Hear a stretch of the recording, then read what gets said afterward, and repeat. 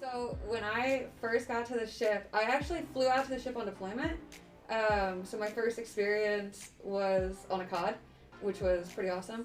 But I was taken by my sponsor back to the Sea shop, and I remember opening the door, and I was maybe 115 pounds soaking wet, and there's all these dirty guys just covered in grease.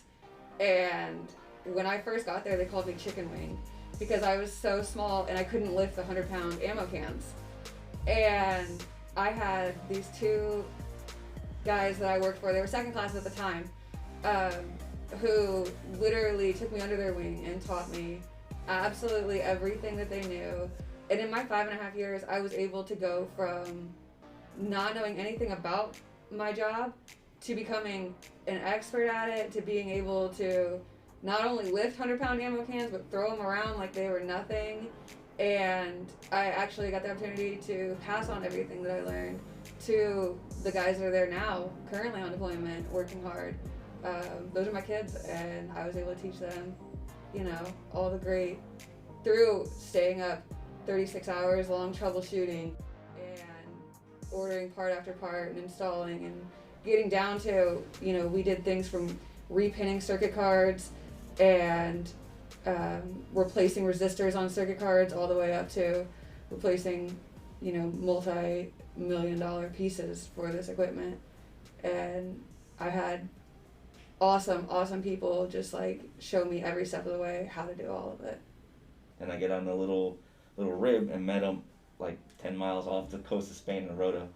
But as soon as you go in, I'm still dressed in civvies, and all right, everybody, or there's 3 of us going in there, go down, and he goes, go straight to CSC. He'll give you all your gear, go pick a rack, and you're gonna, I don't know if you guys do it, FSAs, right? Yeah. Food service, I cranking. didn't have to do that, thankfully. Oh, you didn't have to do it? No. Oh, man. That's hard work. So, I didn't know what's going on. I was like, this is normal? It's and everyone's like, yeah, this is normal. Just go with the flow.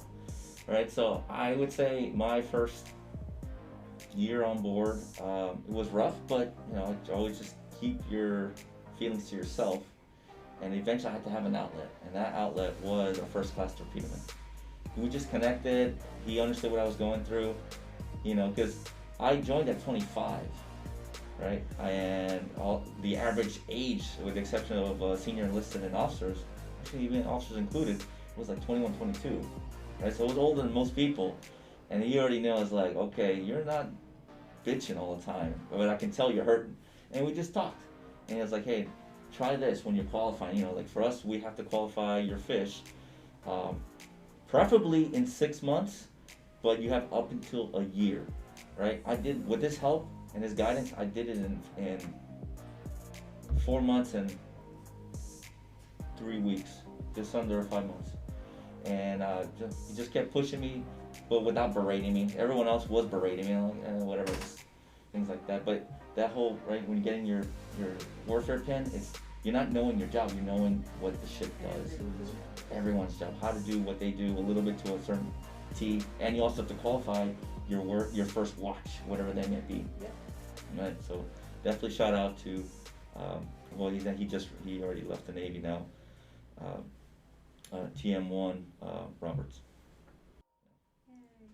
I think we all had kind of similar experiences when we showed up to the ships, because everyone, the ship never, and the work never stops, right? So just being the new guy doesn't mean I'm just gonna go in there and everything's gonna just be normal. So I remember going in there, and there was a bunch of maintenance going on. We were about to pull out of the shipyard when I got to my aircraft carrier, and everybody, you show up in whites, right? Because I showed up in the summer, and I showed up in whites, and everyone's in just dirty coveralls because they were working and they were getting all greasy, and they were getting, and with turbine generators we have carbon dust because of the our brushes that we have to use, so everyone's covered in this black dust, and it looks like they just came out of a coal mine. And you're just I don't know what is going on. I've been in the Navy for 2 years, and you're just lost. You look like a lost puppy, and somebody just pulls you under their wing, and they teach you how to troubleshoot and how to do everything. And you're learning how, first of all, how to qualify your first watch. Then you're qualifying maintenance. Then you're qualifying quality assurance. Then you're qualifying firefighting, first aid, all that stuff, and you're just like, you just feel like a lost puppy. And when you have that mentor to kind of take you under their wing and how to do the job, that's the best feeling in the world. But honestly, I think the best thing about the Navy is not only all of the experience that you get and all the technical stuff that you get, but you also get that family aspect too. And I just want to shout out my best mentor that I ever had in the Navy, NC1 Sunny Gallegos. The best because she's like the big sister that I never had. So besides the ship, coming here to recruiting, you get some great people too. Yeah, when it comes to mentorship, I mean, that was something I didn't realize until maybe when I left my first ship, and then after making first, there was like that expectation. It was like, you should already know as much as me, you know, as a chief or something like that. And then that was until I got my own division, and I was like, oh, I think I'm behind the bar. And you know, all I know as being an instructor, as a first class, I was like, okay, just teach what you know. I was like, there's a little bit more to that. It's there's leading and there's managing people, right? Leading is inspiring them, finding out, knowing your people, right?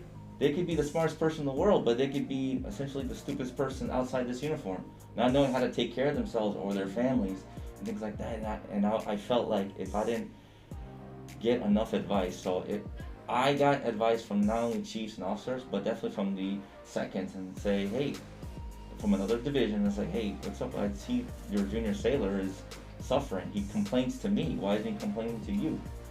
And I was like, what do you mean? And long story short, one of my sailors was having issue with money, which is important for his clearance, and issues at home with his spouse. And I was like, all I had to do was ask a couple of questions and see, what can I do to help you? Because if you're happy here, you should be happy at home, and vice versa. I think the toughest thing is that oftentimes when you're trying to get everything, you know, ready for an underway or ready to get going, just repaired or maintaining, you don't want to lose sight of, like, people are not computers and not machines. They're people. They're human. So instead of, you know, always having to go over schematics or always having to go over how to repair something, we need to keep in mind, I guess, you know, that people have feelings and we have to take care of them as well.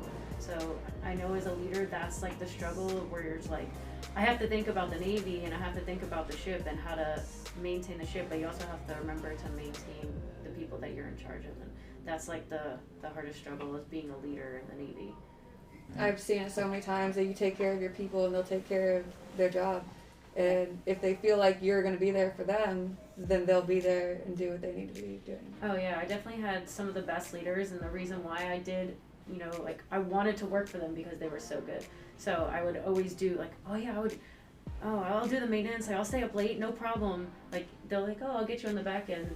That's like a term that you always hear in the Navy, is like, oh, I'll get you on the back end. If you do this now, we'll take care of you. And sometimes you're a little weary of, like, volunteering for it, but if you have good leadership, you can trust them to know that they will take care of you in the back end. You will, you know, get perks if you know, help out and do the extra work. Absolutely. So volunteering is good, as well as it's those little things, you know, right, where maybe you get that divisional lunch that comes out of nowhere, right? Or maybe a chief will say, here, get out of here. What is it? It's like your 24-hour liberty check. Get out of here, right? Or I've done it where someone says, hey, get your sailor into that school.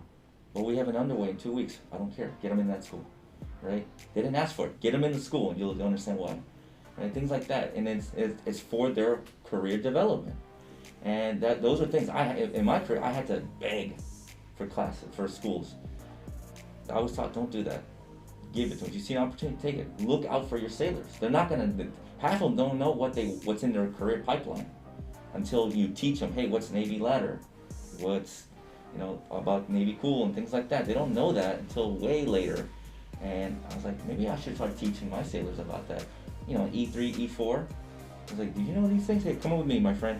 And we'll just I think the open up the Navy websites. About being a leader is that you have to be the leader that you never had, right? So you have to take all the pieces that you've learned from other people and that you've seen from your mentors and put it into play, but also put your own spin on it. And I think that's the hardest thing. But if you're looking out for your sailors and taking the time to teach them things outside of like the technical stuff, Yeah. I think that's gonna make them better as sailors and overall just have a better Navy in general.